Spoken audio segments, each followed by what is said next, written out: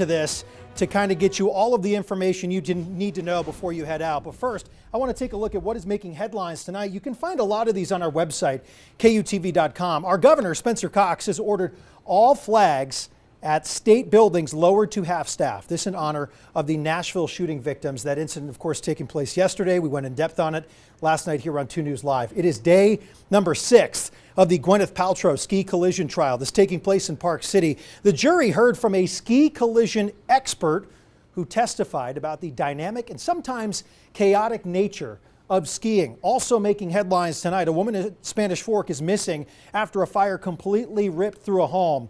This happened in the Somerset Village area, 1200 South, 2970 East. Finally, making headlines, also findable on our website, KUTV.com. As snow melts, are you in the imminent danger of flooding? Well, here's an interactive map. You can find this. All you have to do is head to our website, KUTV.com, put in your address, and it can tell you if you are in a flood zone or if your property is at risk. All those headlines you can find them on our website, KUTV.com. As we go in depth tonight, you can always get in touch with us throughout the show. It's easy to do. Use the hashtag 2NewsLive to join the conversation. You can always find me on Facebook, Twitter, Instagram. The cool kids are on TikTok these days. Just send a direct message there to weigh in. Speaking of cool kids, Chase Thomason is here talking about everything you need to know with your first alert forecast. But here's the talker. My goodness, we're going to go in depth on this topic tonight. What are you going to show us? We've seen so many avalanches within the last 24 to 48 hours, so we're going to take you into the mountains and explain what's kind of going on with our 3D technology. Goodness, that is some deep snow. Look at that. Of course, it's been an all-time snow year, right? And typically when we get some of these avalanches or these slides, they happen on steeper slopes than 30 degrees or greater. So we always talk about those steeper slopes. 30 degrees or greater typically is when we see those avalanche slide. Of course, we have all that snow in the mountains right now, and with these changing temperatures, especially in the spring, we get these big fluctuations, right? That can make that snow layer a little unstable. It can weaken that snow. Now, with some of these nights that we still have, it's cold and clear. We do get some breaks in between storms. Some of that snowpack really rots out, and then we get our next storm. We get rain, we get wind, we get snow, and then with all that, we have a new snow layer on that weak layer, and you need a trigger to get a slide. But that can happen naturally. You know, a rock, a little piece of snow falling, hitting some of that. Sure, or it can be intentional or unintentional from a distance. Right. You have a person, a skier, yep, a snowmobiler that we've been seeing that can cause those slides. A hiker, a snowshoer. That's right. It really, the list goes on. So of course, we talk about that, risk, if it's even moderate or considerable, that's actually when we see kind of those higher fatality, because when it's high or extreme, that means folks kind of don't want to risk it. Dial it back a bit. When it gets a little bit lower, folks kind of take those risks. So something that we're watching, avoid the backcountry, those steep slopes. Of course, we still have more snow on the way, so our avalanche danger later in the week might be going up. So let's get right to your forecast. Here's what you can expect going forward. That avalanche danger, as I mentioned, will increase later in the week because of this storm system right here. It's going to bring in that wind, which unstables that snowpack as well. We have a little bit of rain, then we have some snow and some colder air. It's got everything that'll be moving in tomorrow evening through Thursday and into Friday morning. So ahead of it, we got that wind, as I mentioned, out of the south. Wind advisory is out, gusting to 55 miles per hour in western Utah, where we have the wind advisory. However, where we don't have the wind advisory, it's still going to be breezy. We're going to see winds 30, maybe 40 miles per hour. Higher gusts are possible in the mountains, especially as the storm moves in, where we have winter storm watches in the mountains of northern and southern Utah. Look how much snow we might see, 1 to 2 feet in the northern mountains, and that might be conservative through Friday. I think Conwood Canyons could see more than that. Southern mountains, 8 to 16 inches, and those watches will likely be upgraded to advisories or some sort of winter storm warning as we get closer to the storm. Today's been nice. We climbed into the 50s. We've got some sunshine. Tomorrow morning will be nice as well. And then by tomorrow afternoon, though, that's when the winds begin to increase. Most of your commutes will be dry, but some scattered showers developing Wednesday evening with more widespread valley rain and mountain snow Wednesday night. And then the colder air moves in. Chance for a little bit of snow, hit or miss. Thursday morning, you should be okay for your commute unless you're traveling through the mountains. Midday, some snow rolling through the Wasatch Front. That snow moves into central and southern Utah Thursday afternoon. We have a break, and then what I'm most concerned about is Friday morning. A little trailing kicker, if you will, is going to spark off some snow showers. The lake might kick in, especially north of Utah County. So from Brigham City down to Draper, we could have a little bit of snow for your Friday morning commute, and it could pile up. So here's how much I'm forecasting right now. Looks like 1/10 of an inch to 1/4 inch of rain Wednesday night. Thursday throughout the day, dusting, inch or two on grassy surfaces. But by Friday morning, that's when we can have a little bit of that road slush, at least 1 to 4 with locally higher amounts. So St. George 65 goes to 53 on Thursday. I know, cooler air, a little bit of rain, but the weekend looks real nice. 67 Saturday, Sunday, 71 degrees. Nice warm day on the weekend. Salt Lake, a little bit of rain tomorrow evening. Again, snow showers on and off Thursday and into Friday morning. And then Saturday looks like a really nice day. We do have one nice day to be outdoors. It's going to be a busy day on those slopes, though. A bluebird day ahead of our next storm that rolls into northern Utah later in the day on Sunday, with more rain changing to snow. 40s and 50s. Normal's 58. We're staying below normal. Some of us just want to be back to normal at this point. I know. It's coming eventually. Thank you, Chase. As we continue to track storms, download our 2 News weather app to know about changes in your neighborhood, to get updated forecasts. Live radar right on your phone. The app is free to download.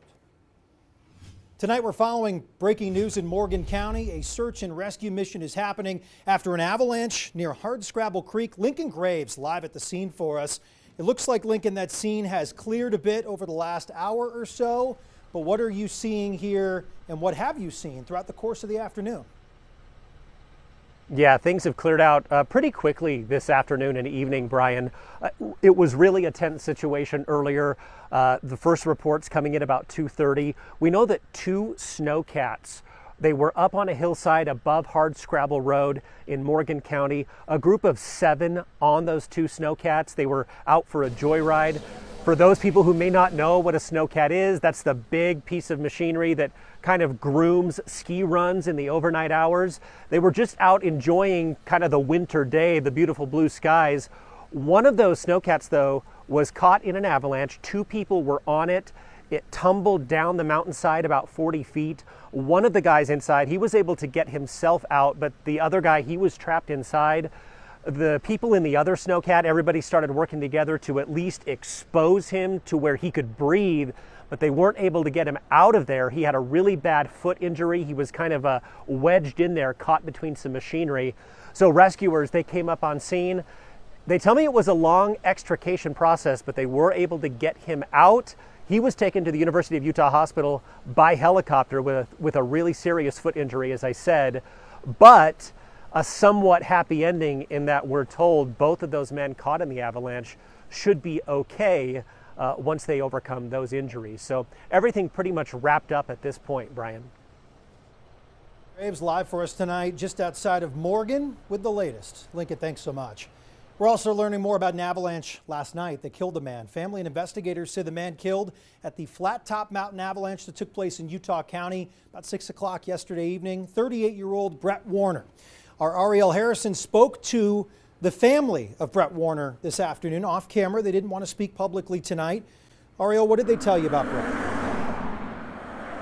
Yeah, well, I will mention that I was able to speak with some relatives. Immediate family is just very devastated at this time, but I did learn some big things about Brett, who he was, what he loved doing, and also details about what happened. They shared with me that Brett's 39th birthday is just days away. I believe they told me that's coming up on Sunday, so very hard to take that in. They also said that Brett was out on the mountain with his brother that day, actually heading down the mountain to come home. As he was heading down, he actually called his wife, spoke with her on the phone, and then just minutes later, that's when the avalanche was triggered, and his brother got out of the way of the path of the slide, and he wasn't able to. We learned that rescuers are saying this avalanche was one of the most massive they've ever worked on, that in some spots, estimates of, we're talking 30 feet deep of snow. We know that rescuers say they dug 22 feet deep to find him and his snowmobile in the debris. very heart-wrenching details there. Some big things about him, though. He was a family man. He lived to be in the mountains, outdoors, loved Lake Powell, loved taking his kids boating. They sent us some video of him slinging off rocks. He was so passionate about being outside, being with his family. They told us, the relatives, that Brett truly died doing what he loved. Brian? Ariel Harrison live for us tonight. Also joining us live in studio, Craig Gord with the Utah Avalanche Center. Thank you for being here first and foremost. Absolutely. Goodness, things have been very busy as of late. How would you Absolutely. describe the state of the snowpack right now, at least in parts of northern Utah? Right, so it's not a one-size-fits-all forecast. I mean, you heard Chase talk about we've had some rain, we've had some snow, we've had winds that are starting to change the avalanche equation as well. So we're getting a lot of moisture, 40 to 60 inches in the past week. And so right now, even though the snowpack is nice and robust and thick, any weak layer in the pack, or maybe even a density inversion, some stronger snow and weaker snow, man, it is going to reveal its cards.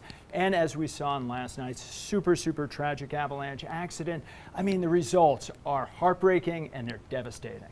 Craig, you've been doing this a little while. I want to show everyone out there some video that we just got into our newsroom. Craig, you had the chance to see this video about 5 minutes ago. This is from that avalanche area. This is aftermath video that we just got from the Department of Public Safety. Craig, what do you see in this screen right now? I see probably the largest avalanche I've seen in over 3 decades as an avalanche professional. And you know, you can just see the massive amount. This thing is super connected.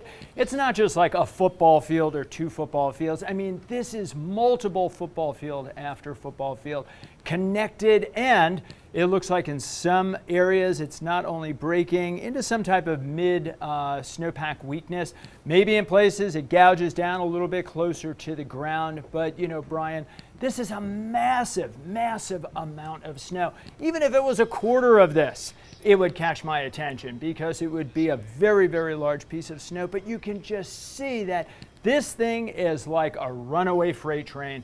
Once all of that energy is released, I mean, it is just game on. You could see a portion of this video right now where tracks enter that area. Of course. We were talking about wondering at what point these people were down the slope where this broke. Sure, and still trying to determine if they're climbing or if they're descending. Right. But, you know, think about the snowpack and these weak layers. These weak layers are like a bunch of dominoes sticking up. We add 40 to 60 inches of snow on top of that, some dense, heavy wind-drifted snow. All we've got to do is find one domino that's a little bit weaker, knock the legs out from under that, and boom, now the entire slab is crashing down on top of us. The entire roof caves in on us. And clearly seen in that video for sure. Oh, man, it's heartbreaking. Let's head over to your website. This is UtahAvalancheCenter.org. I want to show you this because right now, this is how things look on the danger rating scale. Considerable, moderate, orange is considerable, moderate down here in the skyline in Moab. What does that mean, Craig? So what this is an international danger rating system. So on a scale of 1 to 5, you know, 1 is low, that's green. 2 is this yellow, moderate avalanche danger. 3, it's a considerable danger. That means that, you know, we're starting to get into the meat of the matter. Human-triggered avalanches are likely. And then as we get into the high and the extreme, Chase nailed it. He says, you know, the interaction between the two of you guys, you're like, that's when people pump the brakes. They tend to tone down their objectives. Now, what we've got to think about is that in this zone here, for instance, the Ogden area mountains, and remember, the Utah Avalanche Center is a statewide organization. So we forecast from Logan into the Ogden area mountains, central Wasatch, down into the Provo Mountains, out in the western Uintas, Manti Skyline, the LaSalles, and then the Abajos. So we focus in here on the Ogden area mountains, and Drew's a forecaster in the hot seat today. He's talking about areas of considerable avalanche danger. So the red light for me, red flag, is that means human-triggered avalanches are likely. And we're going to key into those steep wind-drifted slopes. Winds started picking up today. They've been pretty robust for the past couple of days. And what we're talking about is most pronounced on upper elevation, northwest to east to southeast. So those are going to be the wind-loaded slopes, okay? That's going to be the most likely place we're going to trigger a slide. Hey, another thing we got going on, it's spring. avalanche conditions can change in just a matter of minutes. So we're also introducing some wet avalanche activity as well. We'll take a look at another slide in just a Sure. moment. Don't go anywhere. Just this afternoon, I spoke with Cooper Nielsen, snowmobiling with a group about 10 days ago up Mirror Lake Highway in the Uintas. He triggered a pretty good size avalanche. Didn't know he even triggered it until he turned around and he rode out of there. Yeah. Remarkable he wasn't hurt. His group wasn't hurt. Here's Cooper in detail on what happened. Take a listen. Third climb up was me, and I ended up causing a huge Abby. I triggered one, and luckily it broke from below me. And, the worst part about that was not only was I in it, but I put a lot of people in danger that were at the bottom of the hill. Watching was your GoPro video back, at what point did you realize you triggered it? So a lot of people will say that, on a big avalanche like that, you can typically hear it, but I was still on the throttle so much that I didn't hear a thing. Didn't see the crack as I was going over it. And right when I turned downhill, I look ahead of me and all I can see is rolling trees and debris below me. And I realized, oh crap, this is huge. I need to get my crap together right now. Right when I made that drop, as quick as I could, I got the Abby bag off, luckily, right as I was entering the debris, and I just got my hand on the handlebars in time to hang on to that sled and try and ride it out. Would you say you got lucky? This wasn't a worse outcome? I was extremely lucky. If I would have got bucked off, which I almost did on that first entry point coming down into the avalanche, I would have been buried for sure. Just remarkable perspective from the first person point of view. What do you make of it? Yeah. Well, of course, people are starting to get into bigger terrain, bigger objectives. I mean, the mountains are top to bottom, tip to tail white. And so we're starting to get into steeper, more avalanche-prone terrain. Look, what we need to do is simply match our terrain objectives with what the avalanche danger is. That's a day where I call for considerable avalanche danger, and it's not widespread, and that's what makes the danger so tricky. So, a couple of storms coming in. Let's kind of pump the brakes a little bit. Remember, we still have a couple more months left of winter. Check out your one-stop shop for all things avalanche. Of course, that's UtahAvalancheCenter.org. No matter how you plan to recreate your skiing, your snowboarding, your snowmobiling, your extreme snow angeling, get the goods to come to our website, UtahAvalancheCenter.org. Craig Gordon with the Utah Avalanche Center, thank you so much for stopping by. My honor. Thanks for having me. We've been covering natural and triggered avalanches all this season, human triggered, you name it. Go see our past reporting. Head to our website right now. It is KUTV.com.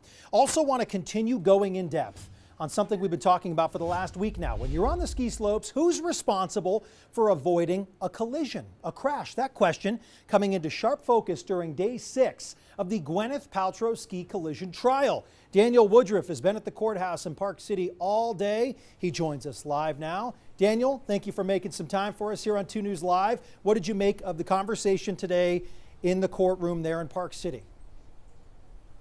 Well, with regard to what skiers are supposed to do on the slopes, Brian, we heard from a ski collision expert who testified about a number of rules that exist that are posted at ski resorts that skiers need to follow. One of the main ones he talked about was that if you are skiing and someone is skiing right in front of you, that you are responsible for not hitting that person, because the person in front of you, he testified, doesn't have the ability to look back like you have the ability to look around you. So that's one of the main rules that they talked about today. As it pertains to this case, there have been multiple conflicting testimonies. One that Terry Sanderson says that actress Gwyneth Paltrow hit him from behind. Gwyneth Paltrow says that Sanderson is the one who hit her. So that's getting sorted out here at trial. But today that rule really came into focus because that's a critical piece. Who was supposed to yield to the other, and ultimately who ran into the other? Daniel, thank you so much. We've been covering this on our website, KUTV.com. There's continuing coverage up there. We've been taking a look at this since the trial started a week ago to see our past reporting, including testimonies, everything that's taken place in the courtroom over the last 6 days. Again, all of that, KUTV.com or on that very easy to use 2 News mobile app. Hey, thanks so much for joining us. This is 2 News Live. We stream live 5:30 Monday through Friday. You can find us on Facebook, on YouTube, also on Stir and News On apps. Thanks to everyone who joined me today, including Craig Gordon from the Utah Avalanche Center. As always, meteorologist Chase Thomason and all of our crew here at 2 News, including everyone behind the scenes. Hope you have a great rest of your Tuesday. We're back tomorrow at 5:30. Have a great night.